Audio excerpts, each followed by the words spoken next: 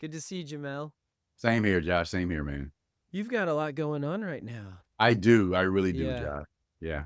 I would love to hear what is on your plate at the moment. What does life look like for you? Well, busy. Phoenix American Hospitality right now has we had an opportunity over the last 2 years to be able to reset ourselves with our current assets that we owned and allow ourselves the ability to be able to create more value with those assets as the markets got better after the pandemic. And so by doing so, we decided to take this opportunity to grow. And so growth means for us is that our current 11 hotels that we own, we're also focusing on bringing on an additional 4 hotels. We're actually in the stages of due diligence right now of bringing on 4 new hotels. And with that comes the ability to create more value for our investors as we continue to sustain ourselves with the 11 that we have. The goal by the end of the year, Josh, is to be somewhere around the 18 to 20 mark with hotels. And then our long-term growth strategy is to add an additional 2 to 3 hotels a year as we go forward. One of the things I'm trying to do in these conversations is unpack the business of hotels because I think it's a mystery to some folks of how a lot of this stuff works. And I think, for example, one is the hotel name itself, a Hilton. A lot of people think all of those are owned by Hilton or Right. by the brand. But then you realize, okay, someone else owns that specific asset and then is paying the brand. So there's an owner, and then there's someone that's probably managing that hotel, maybe a different company. What I'd love to unpack a little bit with you right now is this within ownership, there's these kind of individual owners and individual owner operators. Then they grow a little bit, or sometimes they're part of a larger group of like a real estate investment trust. Mm-hmm. And so I'd love to maybe if you could explain some of that, like just the different views of ownership and where you fit in that. Yeah. And that's a very interesting question. And we can talk for years and times and minutes about it. But I'm just going to just kind of shorter version. I mean, there are various different types of real estate hotel owners out there. There is the individual hotel owner operator who takes his own assets, if you will, a cash, a capital within his family or money handed down to him, and they create their own ownership piece. Obviously, they have the ability to be a part of a large brand like Hilton or a Marriott, or they can create what is an independent brand for themselves. You have the group that creates real estate investment trust funds for people to invest in those funds and get returns and work with a third-party management company to be able to manage those assets, and those particular individuals manage just the funds. And then you also have fund managers who have the ability to create funds as well, but then again, be able to create an additional operating arm to operate those particular funds, which is what we call into that particular category. We actually manage funds, but we also have our own operating arm to operate hotels under brands like Hilton and Marriott and Hyatt. And we do that because we like to sell the understanding to people that we have been in the business combined over 200 years based off of our team. And we have the ability to create value for those particular funds or those assets that are in those funds going through the process. So there are several different types of owner models when it comes to hotels.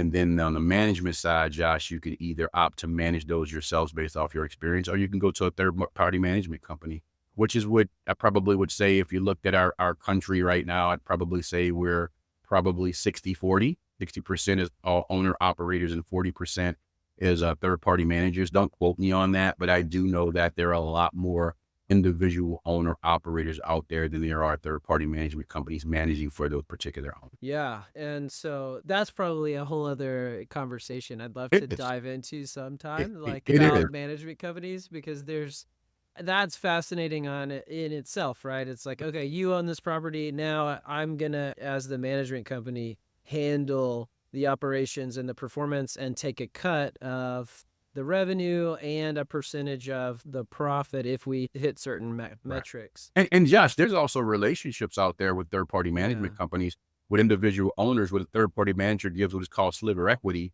into the actual investment themselves, and they own a piece of it. Yeah. as well as manage it. So there's all different types of models that fall within Yeah. the hotel business or the Fascinating. hotel real estate portion of hotel. Uh-huh.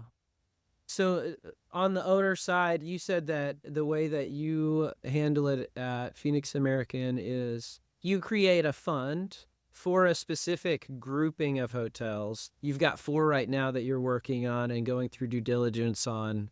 Then that's its own fund that you're reaching out to your investors and others to invest into that specific fund. That's correct. And then you're taking that capital and deploying that to purchase and run those properties. Correct. Correct. Correct. And And then and and, the and in some cases, Josh, that for that we're actually doing due diligence on right now, it could be more. The more capital we raise, obviously we can get more assets. But yeah, again, we don't just go grab hotels just to grab them. There's a formula that we use. right. There's a metric that we use to do that. And so these 4 that we're doing is we call them 4 packs. That's the kind of the Okay. terminology we use in our business.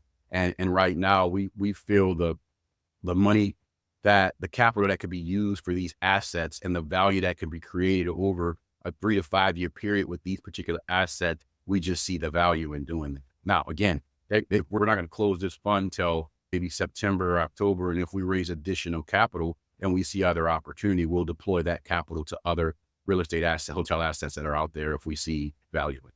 Got it. And the way that model works for an investor in this environment, if an investor is putting money into a fund, how does that work? They're getting, I would assume, paid out on distributions of the profit. And then they're also getting, do they get depreciation as So, well? so that's a great question. And so the model is pretty simple. So, as a investor, you're actually purchasing shares of the particular hotel, of the Got it. hotels that are in that fund. In Right. return, we give you distributions, a percentage of your money. It averages out to almost a 1% return on a monthly basis, but 12% return is the goal on a quarterly base. I mean, on an annual basis. Okay. Quarterly, we do bonus distributions where at the end of the quarter, all the additional profit from the I, we disperse that into anywhere up to 6%. It's not always 6%. It just depends on what the number is. But again, all that averages out annually to an investor to 12% returns. And so basically, when we go to sell the hotel, not only will they receive the proceeds from the sale, they'll also receive their initial money back that they gave when they invested, plus all of the returns that they've gotten on a monthly basis, along with the addition of quarterly distributions as well.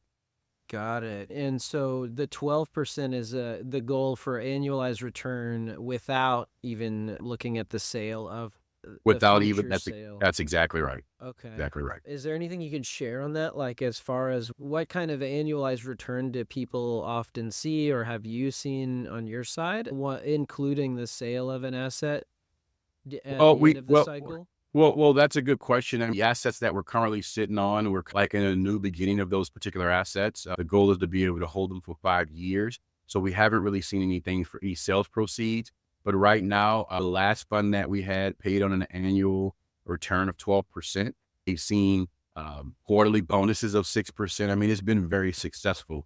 We do webinars on a monthly basis, and we talk about some of the same stuff we're talking about right now. We really get Yeah. detailed into what we're doing so that Okay. people can understand what those returns. We have a team of people who you get a lot of specific questions, Josh, like if I gave you X, how much would I get and why?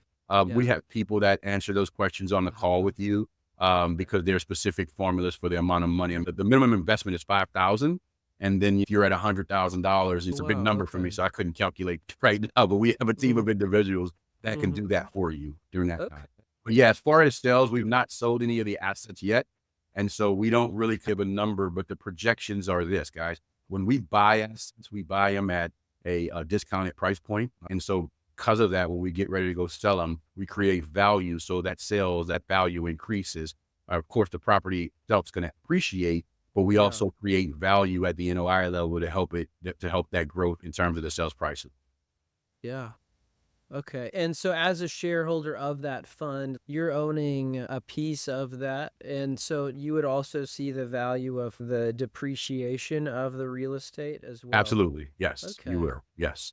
Yes, you And will. Good so, question. how, a lot of these funds I see are like, you must be an accredited investor and also minimum check size $100,000. How do you all handle the minimum investment of 5,000? That seems like a lot more paperwork or something. That's a good question. So we are operating under what is called a Reg A.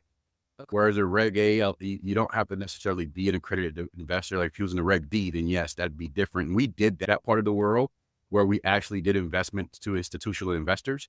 Okay. Now we because of the Reg A, and the Reg A was created back in 2015 under the Jobs Act that President Obama signed, and so it allowed us to be able to market to individuals that wanted to invest in real estate. And so by us taking a part of that, yeah, you're right. I mean, we actually started off, Josh, at a minimum of $500 when we first started this particular new model. Oh, wow. It Okay. started off at $500, and because we saw a lot of success from that, we moved the carrot a little bit up to $5,000. And yes, it is a lot to manage, but we've seen our investment pool grow from 2,000 to almost 4,500 investors Well, because of that.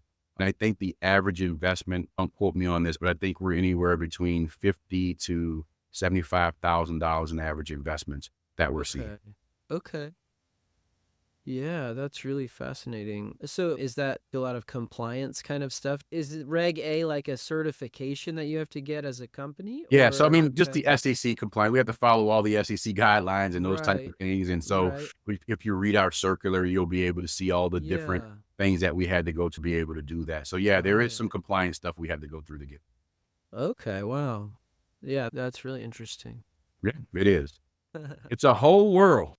Yeah, yeah. I'd love to just back up a little bit and just hear a bit more of your story, right? So currently you're chief operating officer at Phoenix American, is that Yes, right? that's right. And so how did you get started in the hotel business? What did that look like and how did you end up here?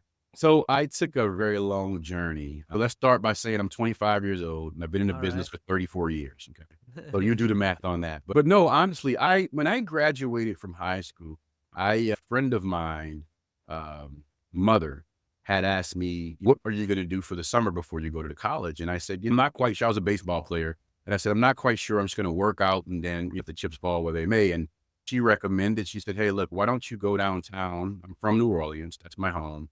And she said, "Why don't you go downtown and see if there are jobs available for parking cars?" And I said, "You know what? That's a good idea. I'll go do that." So I go downtown New Orleans. And at this time in New Orleans, this is when every hotel downtown had valet parking. And I applied for a job with a particular company as a valet parker. And when I got that job right before I went to college, I worked that job in the summer. And as a young 18-year-old going to college, seeing cash in my pocket every single minute of the day resonated with me every summer when I went home. So fast track to my sophomore year in college, I go home for the summer once more, but this time I'm actually parking cars, Josh, and I'm looking inside the hotel and I'm looking at the front desk and I'm looking through this. And I remember this like yesterday because that's why it's so easy for me to tell this story. I'm looking through the window of the hotel and a couple things was on my mind. One, I was parking cars for the Sheraton downtown New Orleans.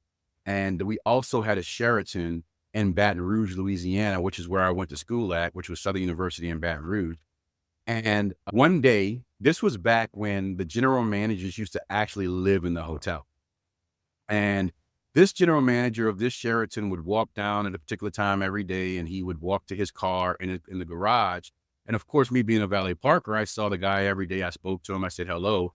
And this particular day, I said, hey, I said, my name's Jemel Jones. And I said, I'd like to work inside the hotel at the front desk.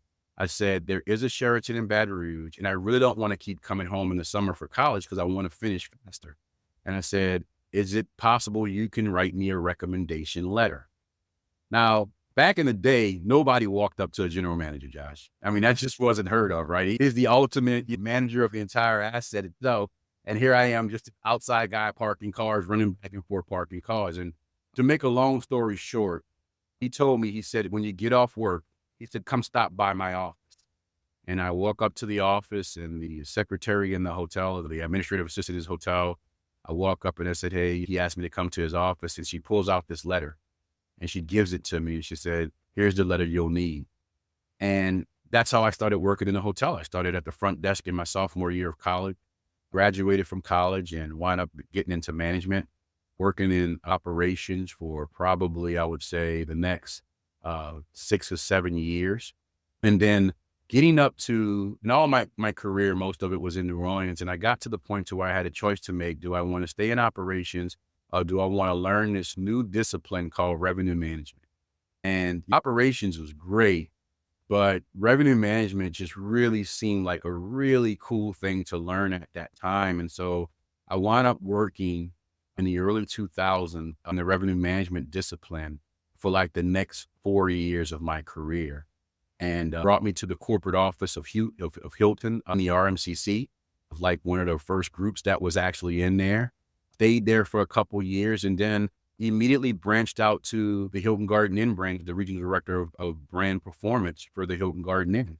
And I was pegged for that job because I was given an opportunity to utilize both my revenue management skill set and my operations skill set.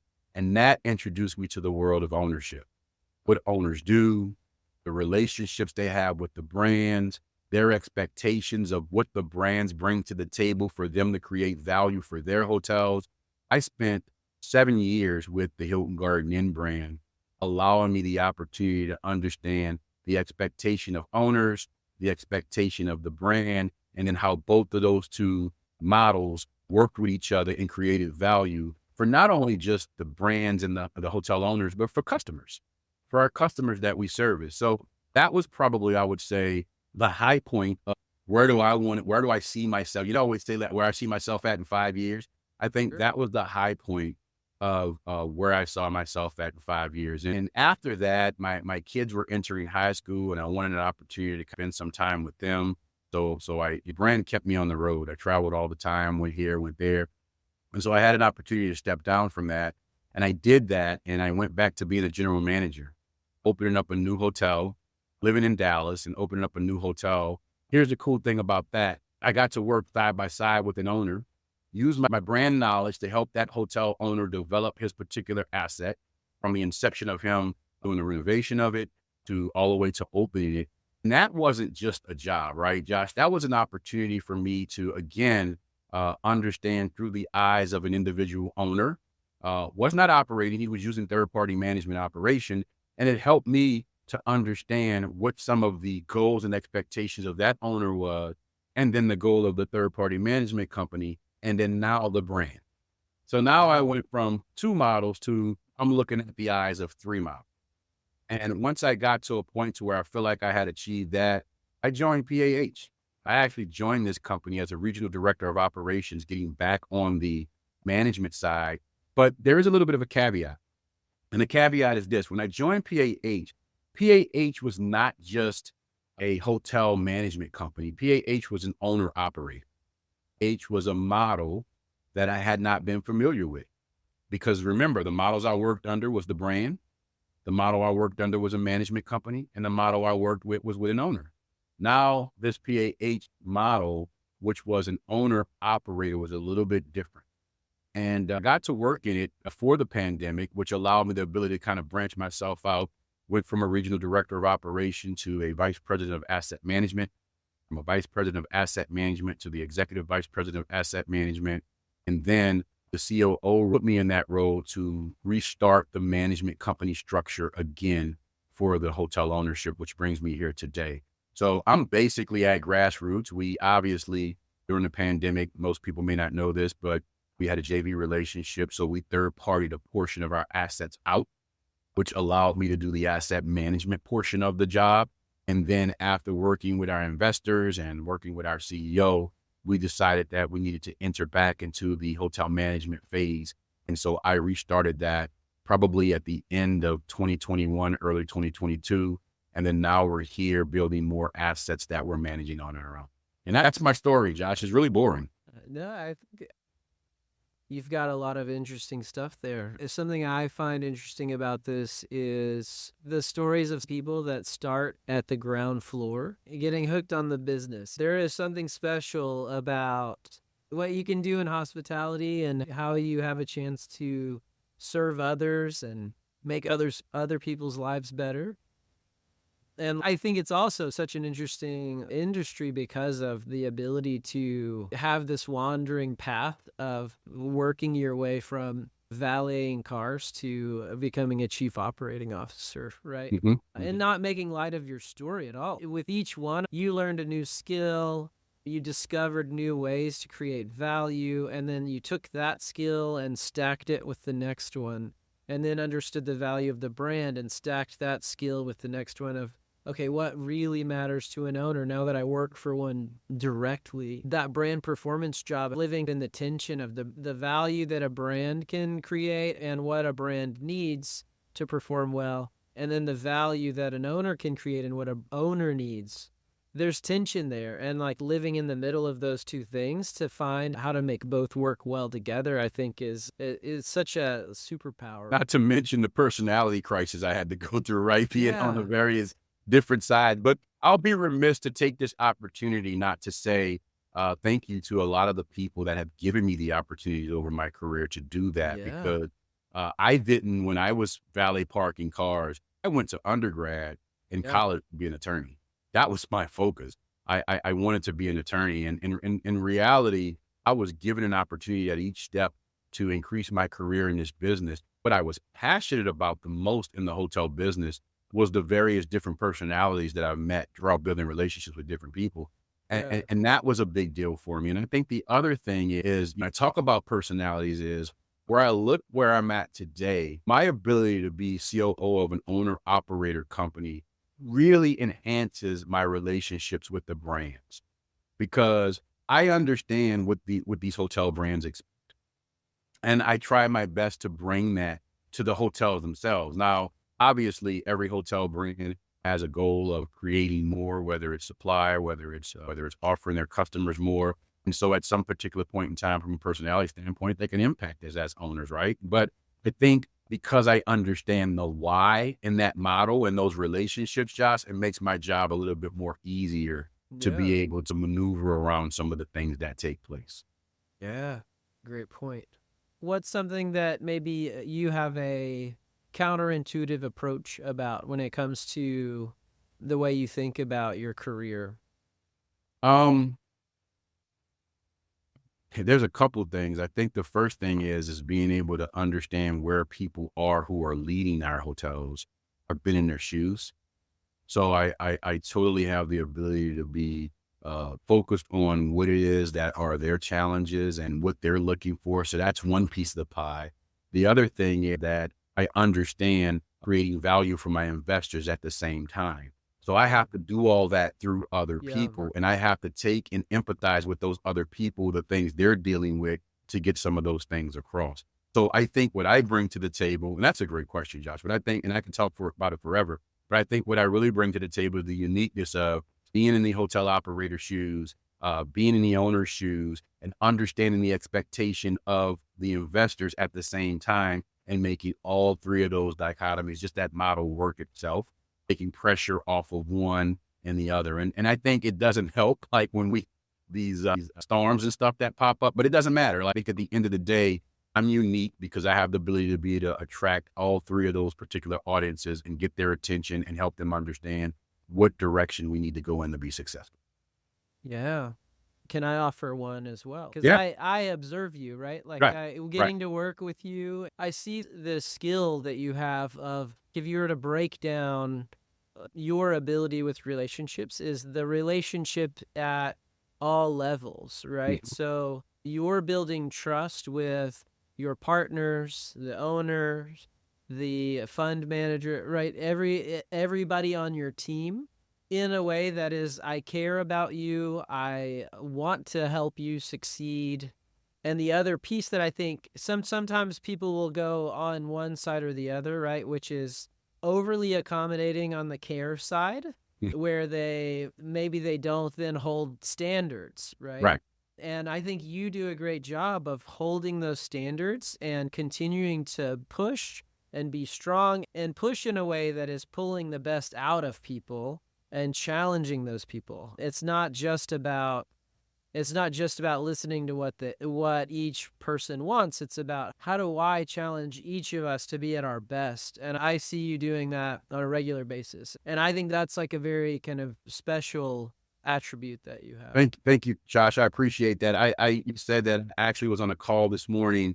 A really good friend of mine. We do these calls every once in a while, a month or quarter, and we talk about things. And that was something that he mentioned. He said, every year I've been knowing you for a very long time. And he said, the one thing I can tell you, you hold people accountable, but you do it to get the best out of them. And I think I get that actually from my dad. My dad's, he's always held me and my brother to a certain standard, and he does it to get the best out of us. And I just have that unique characteristic. And I appreciate for sharing that, because I won't go around saying it to people, but I appreciate just right. So, In asking a question of what do you do differently, it's hard to sometimes brag about yourself in that way, but that is something I see that you do differently. And the other part that I'm thinking about is every time that a new deal is happening, there's so much within this business and your business of a new acquisition or a change of structure, or like you said, storms happening. right. Whether it's a literal storm or it's just life in general, there's like big stuff going on, that you've got this ability to stay calm and focused and optimistic, solutions oriented, and remain unaffected by the turmoil, which I think is this leadership skill that oftentimes doesn't get discussed. It's a good point, Josh. Yeah. It's a learned behavior. Our CEO, Perch Nelson, he's perfect at it. I got to tell you, when I say perfect, he's mastered the ability, all those things you talked about, whether it be money issues or whether it be storm issues like physical storms, or whether it just be personal issues. He's been good enough to be by example on that. And so I'm the type of guy that I'm loyal to strategy, right? So if you bring strategy to the table and I see that's going to benefit everybody else, I'm going to fall right in line with it. And so I tell you that behavior is learned as well, because in our climate, you have to be calm. Just the other day, I was at the Marriott conference, the owners conference, and a guy, we were talking about how cyclical our business is, right? Yeah. How we've been through so much. I mean, obviously, I've been in the business for 30 something years. So there's several different storms I've been through, right? And at the end of the day, you have to have some type of ability to remain calm, because you're going to go through something. You just don't know what it is. And my goal as the chief operating officer is to have everybody prepared. And so I can't have everybody prepared if I'm losing a little hair that I do have on my head. So I try to remain focused on that. So you're right, Josh. That's a skill set that you take that very seriously. We get better at, because I want everybody to understand that at the end of the tunnel, there's light. Yeah, that's right. I love that. Let's switch gears a little bit here. You touched on this earlier about this idea of there is a need for where you sit and where you live in terms of your company in value creation, right? Like that you can, because of the work that you will do, you can purchase an asset, hopefully at a good value, but that when you get involved, you're going to start pulling levers and actually create value. That's right. And I'd love for you to just explain a little bit more of that. Like, what are some of those components that you're doing that would then unpack that value? That's a great question, Josh. And of course, guys like you are a part of stuff like that of what I do. And the biggest thing is that when we're looking for assets, we do look for hotels that are positioned in markets with value that's untapped by that particular hotel. And what I mean by that is some of the hotels that we may go out and purchase may have opportunity that they're leaving on the table, not just from a sales side, but it could also just be from the product itself. Obviously, because we're acquiring assets, we look for minimal cost to deploy capital into the hotels themselves, but we always know that there's capital that need to be deployed. So the first thing is, does the property have the physical attributes to attract more business to the hotels? Meaning, for those of you in layman's terms, do they need a product improvement plan? And what does that product improvement plan look like? And where is it going to have the hotel in terms of creating more value? Now, what type of value? Bringing more customers to the hotel, a customer base that they don't have. So we start by, where is this hotel positioned on the STAR report, the Smith Travel Research report, within their comp set, and what opportunities are they leaving on the table because of the first thing, the product improvement plan. So once we get that under control, The second created value is pricing. How is this hotel positioned in the market from a pricing standpoint? Are they creating value there? Are they too high? Are they too low? What are we seeing in the market? Are they touching every segment that's operating in the market? Some hotels, we like to buy hotels in suburban, high business, corporate environments, simply because the more corporate demand, the better opportunity you see to be able to pick up more or additional companies that you have not touched or tapped into. And so again, it's just what type of brand is it? What type of hotel is it? Is the product good enough to be able to attract a different corporate customer? All that happens in number two. Number three is, what is the hotel spending in terms of cost to manage the hotel? Are they overspending on product? Is there an opportunity to streamline some of the cost aspects? Are they aggressive with hiring labor and not using contract labor? All of that impacts the actual profit margins of the hotel. Where do we see opportunity with that? I think a lot of people look at hotels and they say to themselves, oh, they're using contract labor, so if I go on the market, I'm going to do the same thing. Not necessarily. It really depends on your culture and how aggressively you go after recruit. We like to recruit our own people into the hotel. So that would be number three. Number three is just the cost aspect of it. And we don't just look at the labor. We don't just look at how much they're spending on supplies. We also look at how the taxes affecting the hotel, how is the insurance affecting the hotel, are there lease agreements that the hotel doesn't need? All those things impact the dollar, and so we make sure that we're controlling that. And the last piece of the puzzle is that at the end of the day, what other areas of the market are not being leveraged? The relationships. We build relationships with the city. We build relationships with the CVB, Convention and Visitors Bureau, because those relationships leverage more value for customers coming into your particular hotel. Yeah. And we do that, Josh, with the expectation of including that information into our underwriting. We'll do a first blush, right? And we'll look at this thing and we'll take a step back and we'll say to ourselves, okay, at the end of the day, while we're doing this thing, are all these pieces that I just drew out to Josh, is all that doable in this market? And if all those boxes aren't checked off, we take that underwriting and we put it on the side and we say, you know what, we're going to come back to that and take a look at that. But all of those things, that's our value creation, Josh. We look at ways to increase occupancy, ADR, build a better product for the brand and for the customer, the hotel position correctly into the market, and not just from a marketable on paper in the internet standpoint, but even like where it's located on the street. Is it on the highway? Is it tucked away in some mall, or is it next to a hospital? And all those things play a factor in value creation. How does that process work? Do you get like a feasibility study done by an outside firm if you're looking at a deal? How do you start that process? So we do have a relationship with CoStar.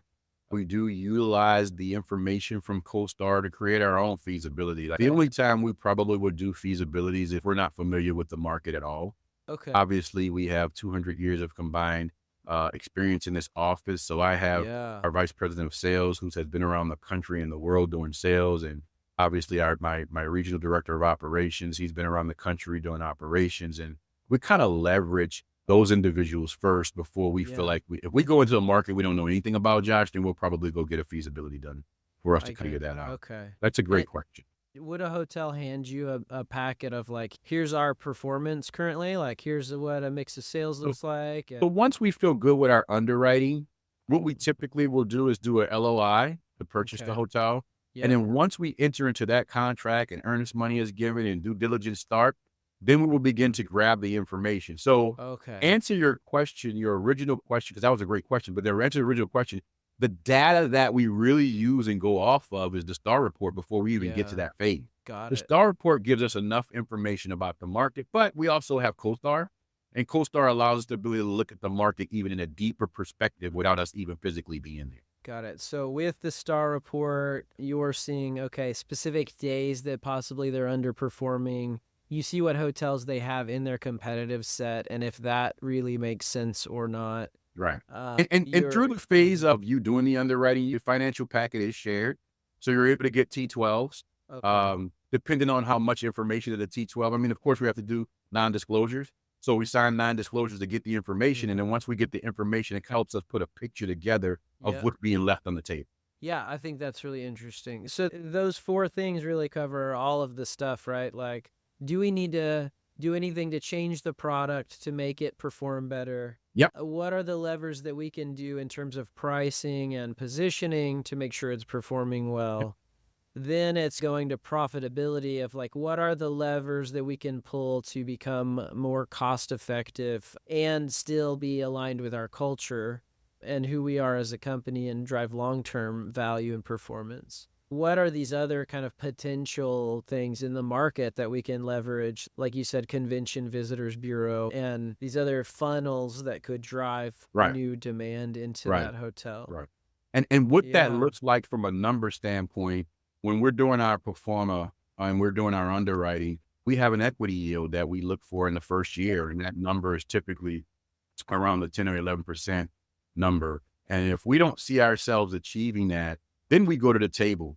Our acquisition teams, we go and we discuss and say, hey, look, why are we not able to hit these yield numbers that we're looking for? And then discussions begin. And we start bullet pointing those things right now.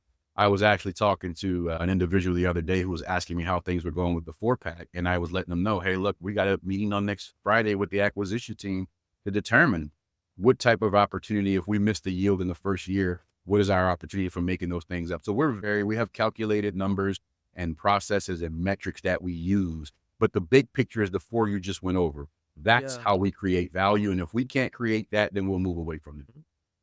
Josh, we have to have 3 out of those 4 boxes checked before we move on.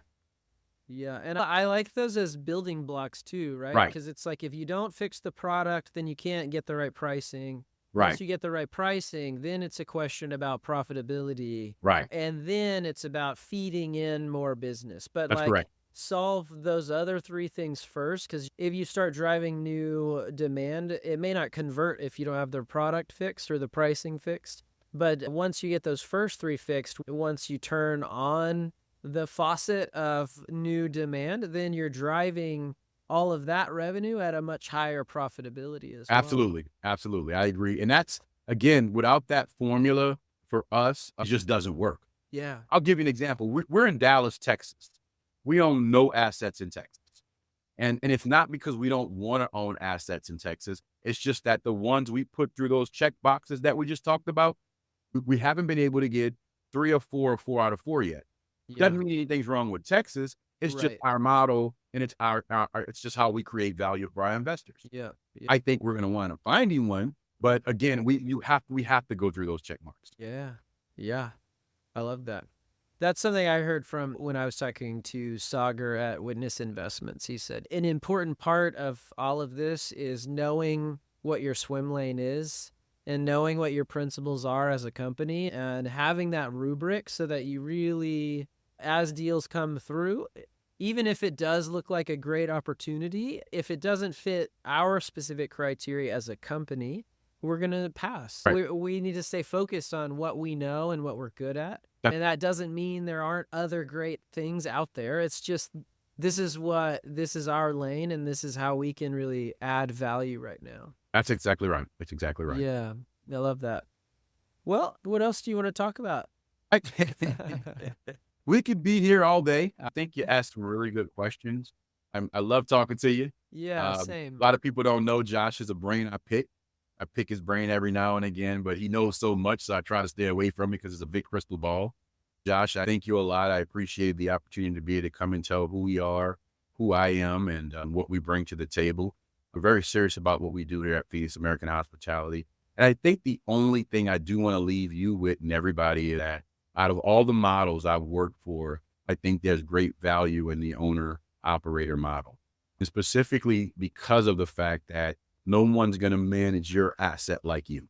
Yeah. And so we take these things seriously, physically go out on the road, work with the hotels, shake everybody's hand, talk about culture that they're building at their own facility, speak to guests. Those are the really cool things about my job. And then the focused items are the things we talked about. We're creating value for our investors. And just like today, I'm about to get off this call with you. The first meeting I have today it's my sales and revenue meeting. And we're sitting down looking at pricing, and we're sitting down looking at value that we may have missed out on in the past and what we can do to fix it so we're not having that problem anymore. Yeah. That's right. I love that. Yeah. Well, thanks so much for being here. Thank you And yeah, I'd for love to having do me. it again. Yeah. Yes. Good to see Yes. you. Let's do a part two. Okay. All right. Thanks, Jamel. All right. Thank you. Bye.